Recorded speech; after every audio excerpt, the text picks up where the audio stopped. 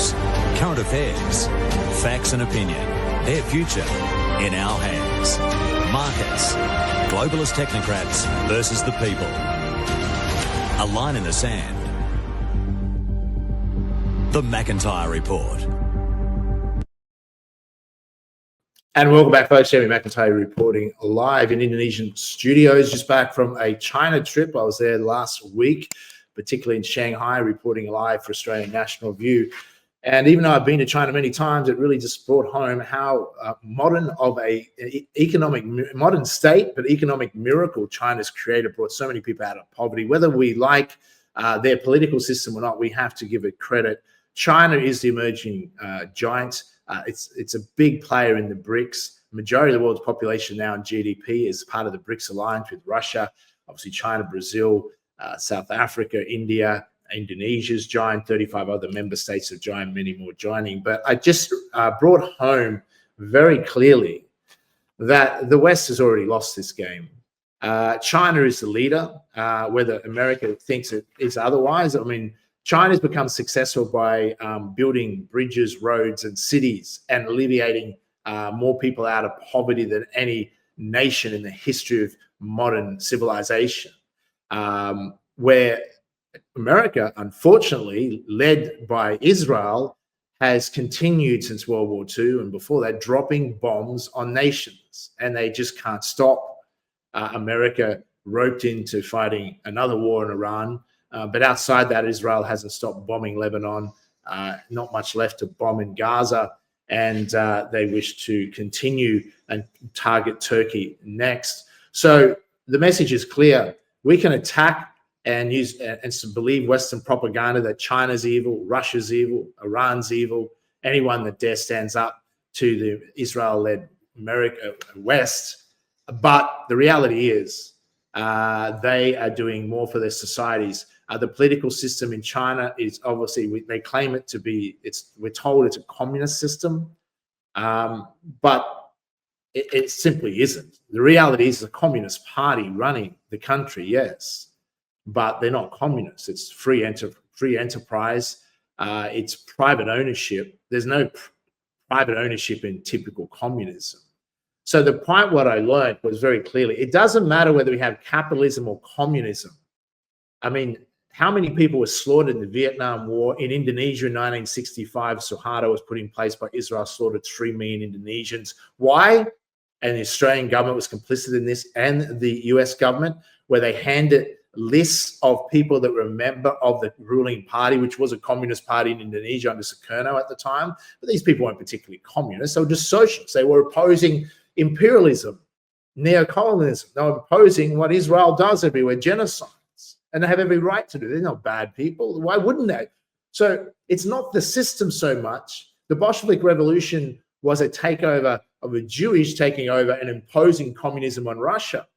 So it's not the system.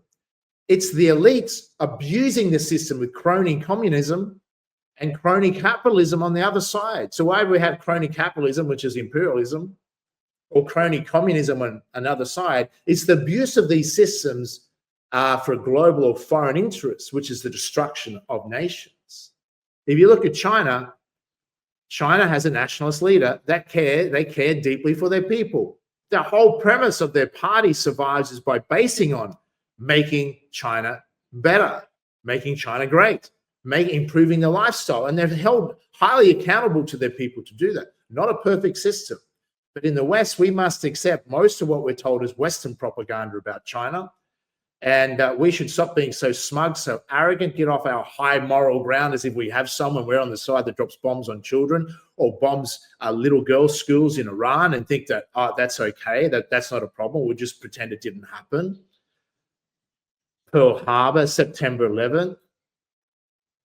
I mean, Israel's pretty much threatened in recent times that Iran's going to nuke an American city, which pretty much translates to, if America doesn't continue to support Israel, that Israel will nuke an American city and blame Iran. That's the world that we live in. So we have to understand that in the West, we're on the side of evil, not because we're evil people, but because we've been asleep at the wheel. We've been dumbed down since we were born with Western propaganda. When the Chinese very amused. They're like, in China, they know their news isn't news. They know it's propaganda. They just don't understand why Westerners think, they're bemused why Westerners think our news is news and not propaganda. Now, when I look at the reality of it, you look at RT News, you look at China Daily, their news is way more factual. If we were to do a fact check test on their news, I would say 8 or 9 times out of 10, their news is actually accurate. If we were to do a fact check on Western propaganda, we would find 8 out of 9 times out of 10, Western propaganda is false, deliberately, deceptively false. That's the reality. So my message to our viewers is we need to get off our high horse in the West, and I know many of you are aware of that, except that we don't have a moral high ground to stand from, and that China has achieved greatness, not perfection. There will be no perfection, but greatness in what they've done to alleviate poverty in their nation and build futuristic cities like Shanghai, you know, what they've created out of nothing since the 90s, and these other cities. It's been done because they're a nationalist leadership, a political system that focuses on long-term planning, and they care for their people. In the West, we're controlled by foreign interests and globalists who don't give a damn and won't even allow you to elect a nationalist leader because they control both left and right of politics, and we have the illusion of democracy when both left and right is controlled by the same nefarious foreign agenda that dictates to us how we should live. That's the difference. So the choice we have is we continue down this path of going, we're going to vote left party. And like in America, they'll try and vote the Democrats in next because Trump betrayed them. That's not going to solve things. Or in Australia, they're going to vote the coalition in because they're fed up with Albanese. Why do we think we only have 2 choices, left and right, when we have another choice? And that choice is a multipolar world, is trade, not war. And that is what the BRICS is about. And we can choose to vote for the BRICS. We can choose for Australia to have a nationalist leader, tell the foreigners to go jump and join the BRICS and be a good global citizen, and you would see Australia prosper, which would mean that the elimination of foreign interest taxation, income tax, and we would tax our resources and we'd be rich again. It's pretty simple stuff. That's the choices we have. So until enough Australians decide that we're no longer going to play the left and right game, that there is another choice, and that's to choose a nationalist leader and join the BRICS and be a multipolar world. No more wars, no more conscription, no more global terrorism, no more bullshit. That's the future we have. That's why I'm optimistic about the future. I'm joined today by a regular guest, Dave O'Neill, Australian. Dave, how are you, mates? It's good to have you back. Very good, Jamie. Good to be here. Great monologue, and agree with everything that you said there, 100%. I think that, we have this illusion of democracy, and the whole idea of democracy is that somehow the majority rules. And even if we did have a majority rule situation in this country, which we don't, but the majority of people are heavily fluoridated, heavily brainwashed, completely in the dark, and they're completely misinformed.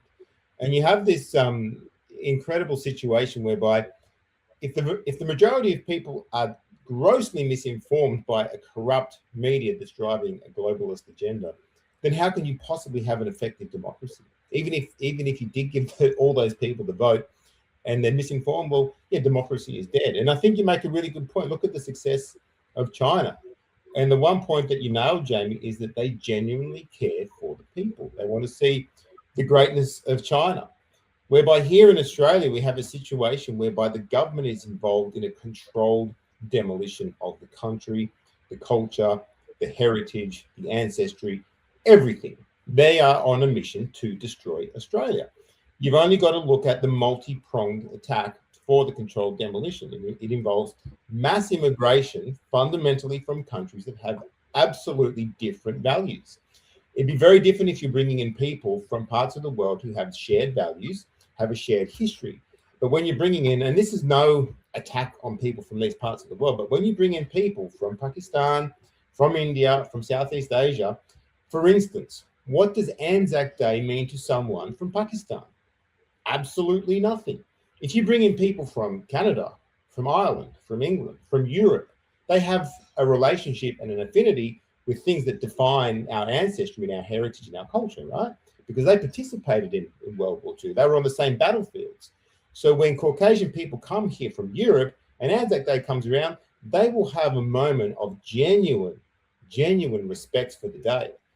But when Pakistanis and Indians come in here, so what? Our ancestors weren't on the battlefields side by side or in opposition to each other. That's how they dilute the culture. And so this whole idea that Australia as a democracy is laughable. And look at China. They are prospering, going from strength to strength, because they have leadership that cares about their people and cares about the future of the country. And we have a really, really serious situation here in this country, Jamie, because I raised the issue this morning on my Facebook, which is getting a lot of traction, is that we have a shadow government running our country. There's no real government. The real government, we don't see them. We have people pulling the strings of people like Pauline Hanson and Anthony Albanese and all these so-called political leaders. They're not the leaders. They're the front. They're the facade. They're the complete deception of the Australian people. And I said, I challenged Pauline Hanson. When is she going to talk about what's happening in the Australian skies, the weather modification? When is she going to talk about exposing the 28 and addressing the institutionalized pedophilia here that we see on an industrial scale? And when is she going to start to come clean? Is she receiving funds from Israel lobby groups? Because if you show up to Parliament wearing the Israeli scarf and constantly going at the bat for Israel, when we know that the Israeli president came here, had a secret meeting with ASIO, and suddenly Pauline's going to power, is she receiving funds from powerful Israeli lobby groups? We need to know, Jamie. Yeah, no, they're very good questions. And that's what we look at Australia. If Australia was a nationalist leader, now a lot of people think I'm going to vote Pauline Hanson. She's doing well in the polls. But when I highlight to them, well, yeah, I think Pauline as a politician, a retail politician, has done a lot of great work for the country, and she's got some balls. She's not the smartest, articulate politician on the planet, but you don't have to be. You just have to be for the people. So I'm not against her intentions, but it's become clear, why did she drape an Israeli flag in Canberra Parliament, not an Australian flag? I think this should be repulsive to Australians.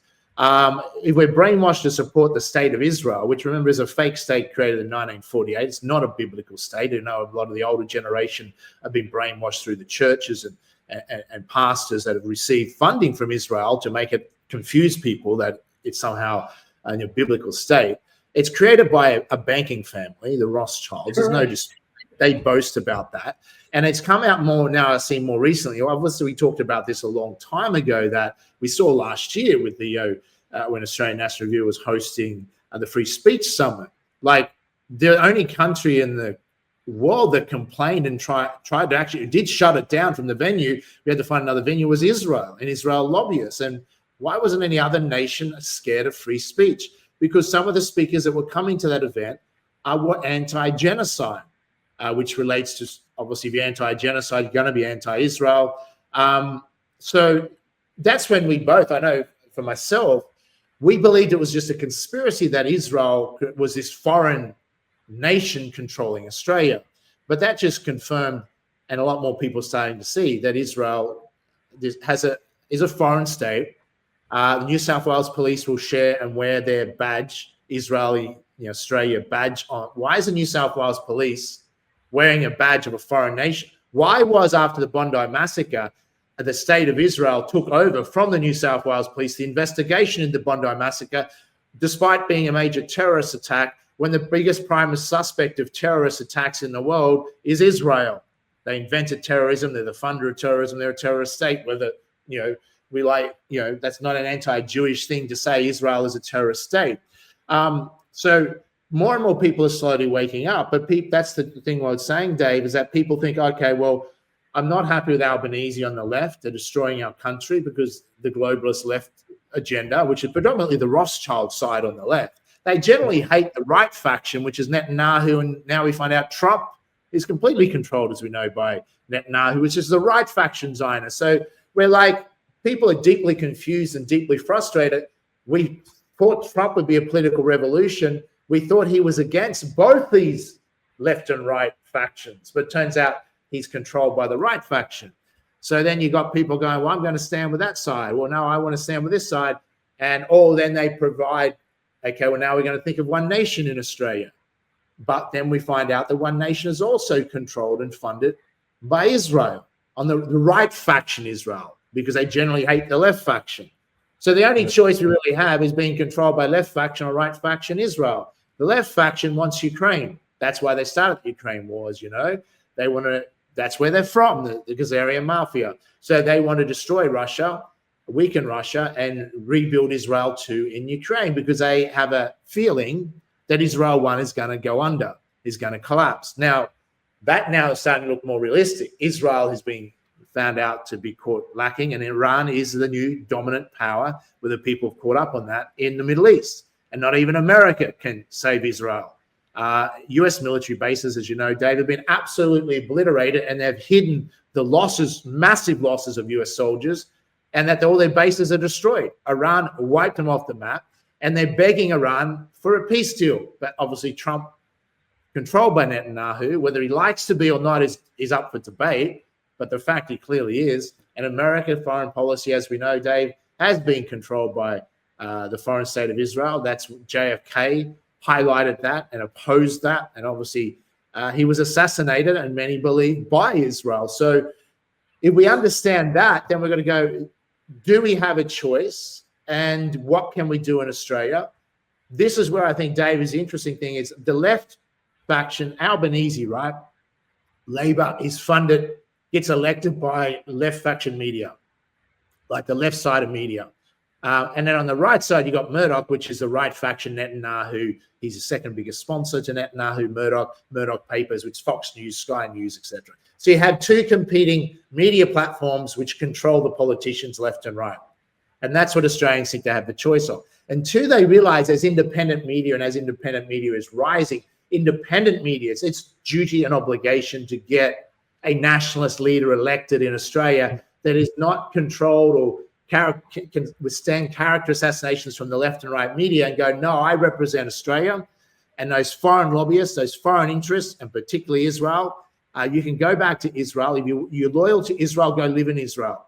But if you're going to live in Australia, you be loyal to Australia. And we're going to join the BRICS. We're going to ban income tax. We're going to tax our resources, and we're going to fix our country up.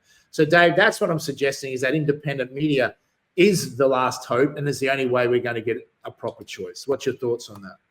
Well, 100%, because without, and JFK, you know, you touched on JFK there. JFK said the media is the keeper of our conscience, right? Without a free and independent media, there is no chance of democracy.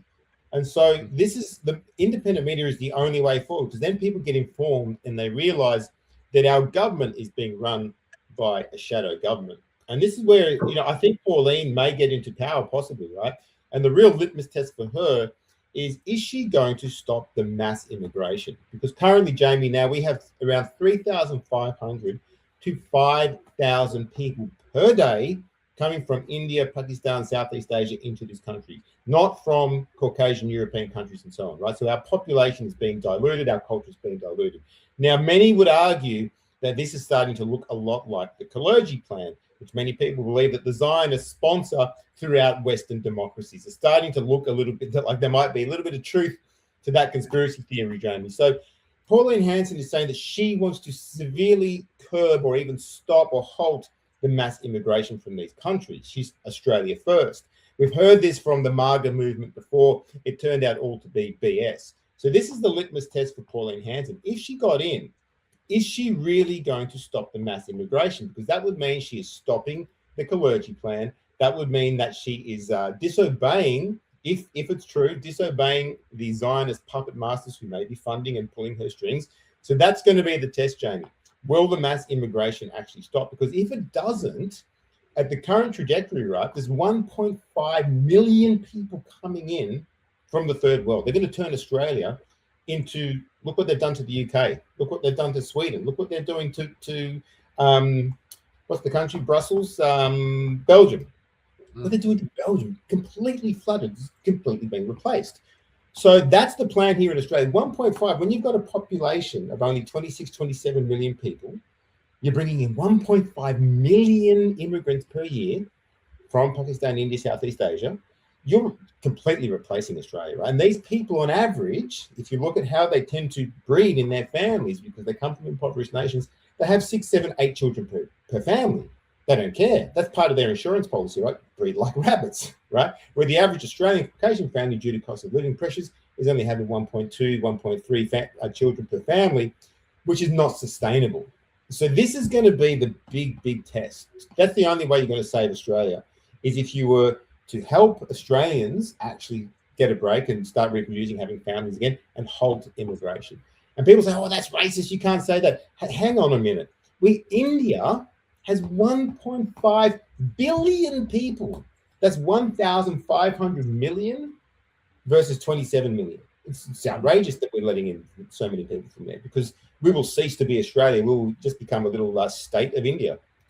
Yeah, no, you raise very valid points here. And I think it's not where people get confused. Are we anti-immigration? No, immigration is good for a country, but the immigration policy should be set by the people, not by a nefarious foreign agenda. You mentioned the clergy plan there. It's hard to argue that's not happening. It's just claimed to be a conspiracy, but we know what happens with conspiracies. They tend to come true. Well, we're seeing it before our eyes.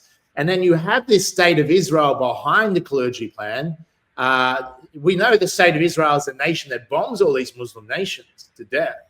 And that's where a lot of the refugees are coming from. Excess Muslims are being flooded into the West from being bombed. So the right faction bombs them, and the left faction floods them into Europe and, of course, Australia, Canada. That's exactly what goes on, Jamie. And then, of course, what people don't realize is that why India? Why are we being flooded with India now? Well, and I have nothing against Indian immigrants. I mean, highly skilled. The issue with immigration is you want highly skilled immigrants to fill the niches that we don't have enough workers for. That's beneficial. So highly skilled Indian immigrants are great. But I've heard a statistic, 85% of more recent immigrants are unskilled labor, like unskilled. They're not even skilled people. We're being flooded like America with poor quality immigrants, which is a disaster, right? But also the amount of immigration is the issue. Not enough housing, etc. And also just doing it to a nefarious reason to minimize, make white Australians, which were predominant European settlers, were the predominant Australians. We had a white Australia policy. We're told that's racist. But who is telling us it's racist? Israel is pushing this agenda. Israel is one of the most racist nations on the planet. It invented racism. Yet we're told that we're racist if we go, no, we want predominantly people that will assimilate. Americans, Canadians, Europeans, as you highlighted there. That doesn't mean we don't want to allow X amount of Indians or X amount of Africans or whatever. But if they've got the right skill set and they really want to live in Australia and going to add value to Australia, people don't have any issue with immigrants. Australia is the most multiculturalized country on the planet. We've been incredibly good to our people coming to Australia. But Dave, the Indian thing, here's what people don't realize.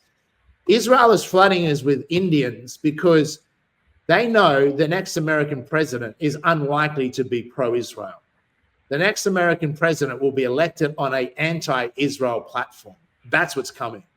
And, if you look at Netanyahu crying, this is overnight comes in. Benjamin Netanyahu claims social media is fueling declining support for Israel and says there's too much freedom for what people to say whatever they want on social media. Of course, dickhead Netanyahu doesn't kind of want to admit that maybe dropping bombs on children might have something to do with the decline in support for Israel, and that young people on TikTok, etc., are repulsed and repelled by this genocidal maniac and his policies and the state of Israel. Of course, we know that's what it's about. Mark Levine, another Israeli stooge, says Americans opposing war with Iran disgusts him more than anyone else, and he says he stands with Netanyahu and Israel against them. Of course you do, because you're funded by Israel.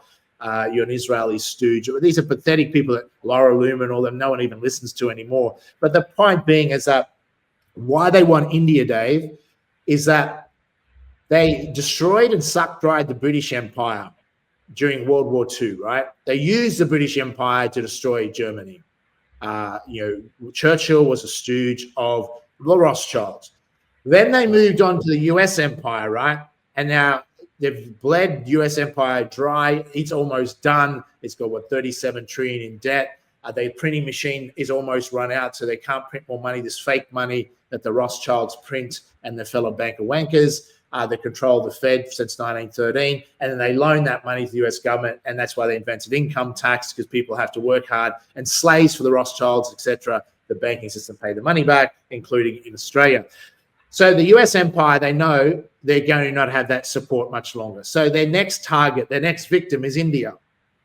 So they want to suck dry and move their parasite jumping to a new host. India is the new host. Guess who they're inviting to Israel to settle in Israel? Indians in sections of it. Of the new claimed settlements, they're stealing Lebanon land and stealing Gaza land, and they're allowing Jewish Indians to move and resettle there. Why they're flooding the West now with Indians? Because India is going to they want to control India because they need an empire, right, to suck dry and take its resources. And India doesn't realize that Israel's new target. And of course, they want to stop India being part of the BRICS because it's a powerful nation and the BRICS would be too strong. So they're trying to destroy Iran, part of the BRICS, pull India into their sphere. And that's already underway. So that's why we're seeing a flooding of India, because it's another way for Israel to exert its control. And of course, they don't like white men like us, Dave, even though I've been invited to Israel, I've been to Israel and asked to be a friend of Israel. I have no issues with my many Jewish friends. Jewish Australians who live quite peacefully in Australia and have been left alone, have a good life. Australians aren't antagonistic towards Jewish people, but we're antagonistic towards Netanyahu and the Israeli system dropping bombs. So, Dave, that's interesting if people are not aware of what the plan is with flooding Australia with Indians. And look, it's very clever brainwashing and social engineering that they've done to somehow make it call you racist for wanting to protect your own country, your own race, and your own culture. There's a reason that every country around the world has a border with their neighbor. There's a reason for that. And there's been unimaginable bloodshed spilt to protect those borders. And how they dissolve, our sovereignty is by creating these open borders. But make no mistake, Jamie, there's a reason that Peru has a border with Bolivia, because although they're neighbors, the Peruvians want to protect their race and culture and their heritage and so on, and their customs and etc. from the people in Bolivia who have their own race, culture, heritage, and customs. And we have a very strong, powerful national identity here in this country. Although we're a young country, you have to look at the fact that fundamentally, this country was built by white people. The architecture is beautiful, the history, and so on. If you go and do a little search on the nationality and the race of the Anzacs, for instance, over 99% of the Anzacs, which is a big part of our national identity, were white. Now, that's not a racist thing to say. These are just the facts. But somehow it's been demonized to speak the facts and speak the truth about our country and our heritage. And the dilution of our culture is very, very sad to watch that, Jamie. I feel like it may have already gone past the point of no return. I don't know. But it's very sad to see everything that our ancestors built, because look at what really happened here historically. Yes, what happened to the indigenous was criminal. I'm not going to go down that. That's a whole other different topic. But you had a handful of Caucasian European people come here. The vast majority, 99% of them, were English, Irish, and Scottish. The majority were English, right? Look what we built in 200 years. Incredible country. They called it the lucky country. The most incredible country. Just shows you what can happen. The architecture, the sophistication, the level of safety that we had in this country, and this unique larrikin Aussie spirit that was created. And for me, Jamie, watching that be destroyed by these weak imposters, these treasonous imposters like Anthony Albanese and all these lefties who just want to keep flooding the country, it's beyond criminal. How do you turn it around? I don't know. But the violence now in Melbourne, Jamie, is so bad. These machete gangs, it is so bad. They put all these machete bins all over the streets of Melbourne, right? It's another racket to line some politicians' pockets. Do they really think that these Africans, who they brought in from places in the world where life is incredibly cheap, right? They don't give a stuff if they hit you in the face with a machete. Tough luck, they'll steal your wallet, hit you again on the way out. The violence is so bad in Melbourne, Jamie. People are asking for the army to come in. I don't know if you saw this headline. It came out yesterday. People are begging for the Australian military to secure the streets in parts of Melbourne. It's freaking mind-blowing, because the break and enters and the savagery is out of control. That is thanks to bringing in the third world to one of the best countries in the world and turning it into a dumpster fire. Jamie? Yeah, I mean, that's shocking. I saw some of the footage of the shopping malls being raided by hundreds and hundreds of African, particularly African teenagers, etc. And we did predict. I remember we said this was going to happen years ago. And it's like, and it's not fair on immigrants overseas that want to move to Australia that are good people that will contribute to this country and would be so grateful. It's bringing in poor quality immigration, flooding it, and it's like a deliberate policy. Now, it is a deliberate policy, is what people don't realize, is, the clergy plan is very deliberate. And also white people, you mentioned there, like 31% of the population used to be white people. It's down to 11%, I believe now, heading towards 7%. So we are being eradicated. I mean, let's see if it's racist. If we had a plan, I live in Indonesia, right? So if we had a plan, us white people, let's all move to Indonesia. But so many of us move in our secret, going to work our way up and control politics and take over the country, make a dominant white country. Would Indonesians be racist to object to such a plan? The answer would be, of course not. They wouldn't tolerate it. They're beautiful, loving people. They'd welcome us here. But they would have every right to go, no, you're welcome to come here, but you can't have a nefarious agenda to take us over and control us, and you become the dominant people. Now, what would India, if we tried to flood India with white people and make them a minority, even though it's mathematically impossible, there's too many of them. The point being, China or any nation, would they be wrong to say it's racist to go, hang on, no, it's our country, we will choose who comes here. We will choose how many come here. We'll choose what countries you come from. We will choose that also in Australia, if you want to be an immigrant, there should be immigrants that come on lower cost labor. What's the point of bringing immigrants in if they have to be paid the same amount? There's no benefit to the country. Cheap labor helps grow a country. Now, I'm not saying we should have cheap labor ongoing, but I'm saying if we're going to have immigrants, there's a lot of immigrants in the world, Dave, that would come to Australia and happy to work like an apprentice-style system where for the first 4 years, you gradually increase your salary to normal salaries. This would help a lot of industries like agriculture. We could restore manufacturing. We could become a wealthier country. And a lot of immigrants go, I would love that opportunity. I happily work an apprentice-style system for 4 years for training and work my way up to full wages. And we would get a benefit of that. But no, we don't even get that. We get flooded with unskilled labor that we have to pay full price for. And we can't afford to manufacture our own products. We can't even afford to refine our own oil and fuel because we can't compete with cheap labor overseas. So we're screwed as a country because of globalism. Globalist people run our country. And to Australians... Well, go, Dave. I was going to say, like, there's a vast difference between multicultural and multi-ethnicity. Because if you dilute the culture of a country, then things like Anzac Day become meaningless. Easter becomes meaningless. Christmas becomes meaningless. All the things that make Australia, Australia, but fundamentally based on Christian values, they start to be diluted and become meaningless. So when you bring in a lot of different religions, look at the clashes we now have with Judaism, Islam, all the different factions of Islam. Then you bring in the Hindus, the Sikhs, and so on. You're creating multiculturalism, and ultimately, one culture will try to dominate the other. Now, I'm opposed to multiculturalism. You have to keep the national identity strong by keeping the culture strong. So that's why when you and I go to Lombok, for instance, we respect the culture there and we obey their ways. But when you try and make it multicultural like we do here in Australia, ultimately there's going to be conflict. Where multi-ethnicity is very different. Yeah, you can bring in people from many different parts of the world, but you must maintain the one culture if you want to have a harmonious and homogenous society. The best example you can find of this is Poland. They have no rapes, almost no rapes, lowest rape rate in all of Europe.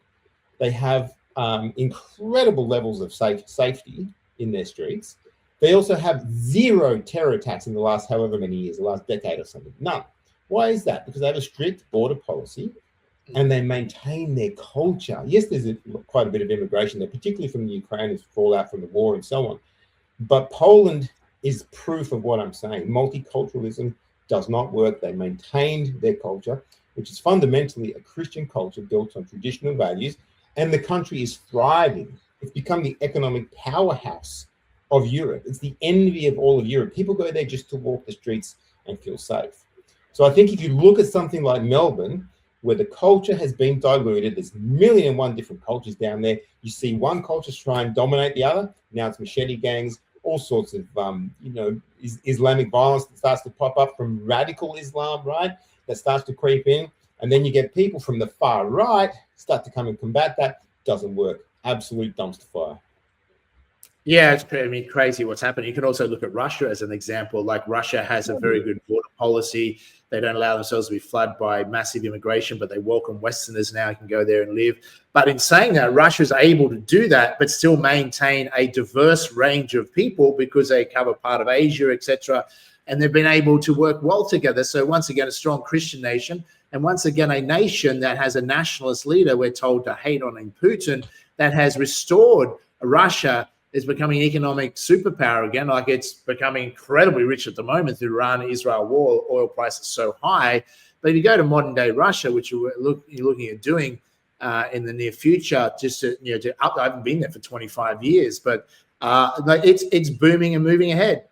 Indonesia becoming an economic powerhouse, top 4 economy in 2050. It's predicted to be. It'll overtake the Australian economy as far as size very soon.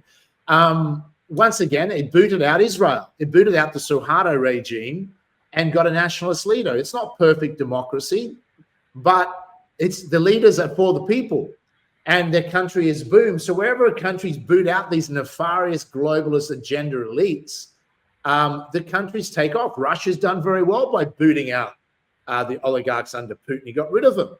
You don't see Putin buying $4 billion yachts and sailing around with 28 girls. You see him dedicated to working for the state of Russia, and he has since he took over that position. So incredible leader, whether people like it or not. In the West, we're told to vomit at that.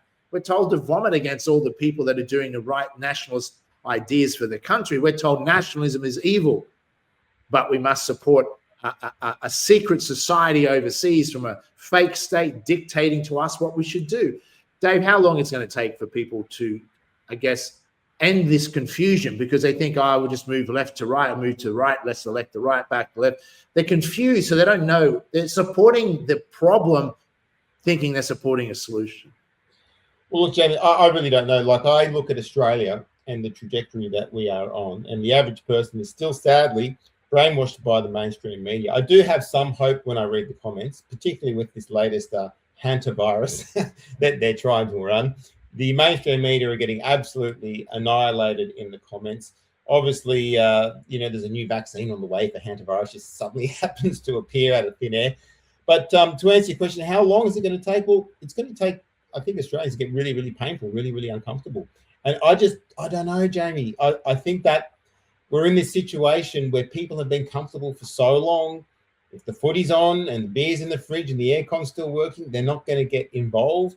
And I think this whole Pauline Hanson thing has given people this sort of sense that change is coming, when I don't think change is coming. She's not talking about the real issues, right? She's not talking about the shadow government. She's not talking about who's really pulling the strings until we know if, and I'm going to say if very respectfully, if she's being funded by Israeli lobby groups, until we know that for sure, then we can't have any confidence that she's going to provide any real change. It will be the illusion of change, just like Trump was. Everyone thought, make America great again. It was MAGA. It turned out to be MIGA.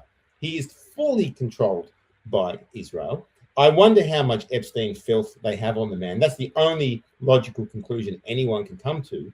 How can he possibly be pushed into this nightmare for America when so many Americans are waking up realizing that their entire Congress is bought off by AIPAC?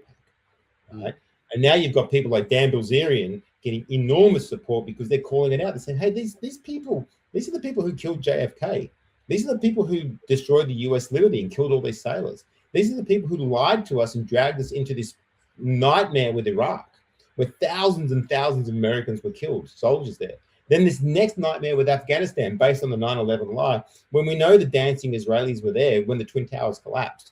We know that Larry Silverstein, who was another Zionist owner of the building, took out an insurance policy 2 weeks before it collapsed and cashed in. Americans know this now, right? So there's this simmering undercurrent of change, and someone like Dan Bilzerian calls it out. You got to pray for Dan's safety, because we live in these times, Jamie, where the more this regime gets called out, this Zionist terrorist demonic regime gets called out, the more dangerous it gets. It's even dangerous for you and I to call it out. We've got to be very careful what we say, but better to speak up while you can, and speak up as a man who's willing to stand on his feet and express the truth about what's going on, than live as a coward, worried about what might happen. Because what might happen if none of us speak up is far worse than speaking up now in the present moment. Yeah, no, well said, Dave. I agree with that. And I think if people look at what we're really facing with is a mafia, a Zionist mafia. And they are. If you look at Whitney Webb's, Whitney Webb's work, etc. It highlighted they were the mafia. They made the Italian mafia seem really bad in movies, but control most of this mafia is actually Jewish mafia. Nothing to be anti-Semitic about that. It is, and a Zionist mafia. And then you got the mafia. That's why they use thug tactics, blackmail, extortion tactics, Epstein tactics to try and rule the world. And you see now clearly what they're doing with One Nation, funding One Nation to try and get her elected to be the right faction Zionist party. Well, you see what they're doing there. You know what they did with Trump. They started from the very early days of Trump and messaging Trump has basically done a deal. We'll put you in power. We'll fund it. We'll get you elected. We'll do some fake assassinations, whatever it takes. And then you're losing some support to do a fake assassination at the White House. You just have to say America first, America first. We'll market everything. I mean, I was there in Washington last year, and saw the handlers. Everyone had Israeli handlers. I was disgusted. Mark Levine was there. I remember how disappointed you were. You went all the way over there for this conservative conference, only to find out it was a fully pro-Israel, pro-Zionist conference. Completely controlled. And that's where I told people then, I said, look, you're not going to like what I tell. We have to report the truth. We're not going to hide it from you that Trump is completely MAGA. And MAGA is already splitting back then. And now you see MAGA is pretty much done for, dead. Make America first is the only hope. And how will they go? It's going to be very interesting. Australia is not as exciting politically because we just don't have it, but we need a nationalist leader. But I can predict here, Dave, Australia won't change until they get a nationalist leader that tells Israel to go shove it. That's the balls required, and then we don't have that yet. And then needs the support of the people.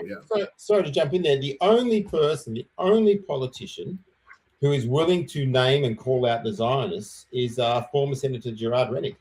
To my knowledge, he's the only one. I haven't heard anything from Rod Cullerton, but I believe he'd be on the same page. Not to say that he hasn't said anything that's sort of anti-Zionism, but Rennick has been the only one calling out the actual Zionist agenda. And I think he is probably the only politician I'd throw my support behind because he's been very transparent on that. Because for me, Jamie, Pauline Hanson came out explicitly stating that there is no genocide in Gaza. How could she possibly say that? The place has been turned into a parking lot. There's anywhere from 500,000 to 1 million Palestinians buried underneath all that rubble. It's beyond anything we can imagine. Now they're going for southern Lebanon, doing the same thing, just carpet bombing, white phosphorus, you name it. And she comes out, she says, there's no genocide. How could anyone possibly support someone who's denying the biggest genocide of modern history that's happening live on Instagram on a daily basis, to the point where I've had to stop following the bloodshed of these babies and children and families being dragged out in pieces on a daily basis. It's horrifying. And so she's either completely controlled, completely out of touch, or both, which is what I think. Yeah, and also let's face it, she's not the most intelligent leader, and no offense to her, but she's done a great job. But she's just an average person, and she should have handed over a leadership in her party to a much more capable person if she truly cared for the country. You've got to put your ego aside and go, look, I've done a great job to build a party. Now I need to have a good leader that can take it forth. And my belief is, Dave, we want to get domestic politics in Australia. One Nation, national parties would need to merge. You need independent media to be stronger yet. You would need the Australian people to figure out and not be confused that they're a few years away from that, maybe 5 or 10 years away. And two, they're ready. A nationalist leader that's going to risk everything and help the country is not going to do that unless the support of the people are there to actually demand it. Because why would anyone waste their time? We're all got lives to live, families to look after. I mean, it's a dangerous job. But so Australians will continue to get the leaders that they deserve, unfortunately. They're not going to get a leader that they need until they realize they're being played and they're still confused. So at least they come out of the Great Awakening and COVID, a lot of people woke up, but then a lot of those, even the freedom movement stand with Israel. So they're kind of confused and still haven't figured it out. Anyone that hasn't figured Israel's the enemy of humanity yet because they don't like the left side of politics, we're not going to support. I've got to say, probably the only thing the left get right is their stance on Gaza. I mean, it's credit to them. I mean, The extreme left might be different, but there's nothing. We've got to get over this not liking left and center right of politics. I'm center left on some things. Most things most of us considered conservative center right. But it's not about dividing us. We all agree dropping bombs on kids is evil. And if we have to support Zionism, right faction Zionism, have to support Netanyahu and them and Trump to save the world, well, then no, we're not going to do that. We don't need to. There's another option, which is the BRICS, which is nationalism. Well, Jamie, the real red flag for all Australians, I know we've got to wrap up soon, but the real red flag for all Australians is, to find out who rules over you, just look at who you cannot criticize. And the laws coming through here in Australia that, these anti-Semitic laws and hate speech laws and so on, that's basically telling you who's controlling the country, right? We're talking about 0.4 of the population. Sorry, 0.4% of the population, tiny minority. And look, don't get me wrong, all Australians, all Jewish Australians, Hindu, Christian, Sikhs, black, white, gay, straight, rich, poor, everyone deserves to live without the threat of violence and so on, right?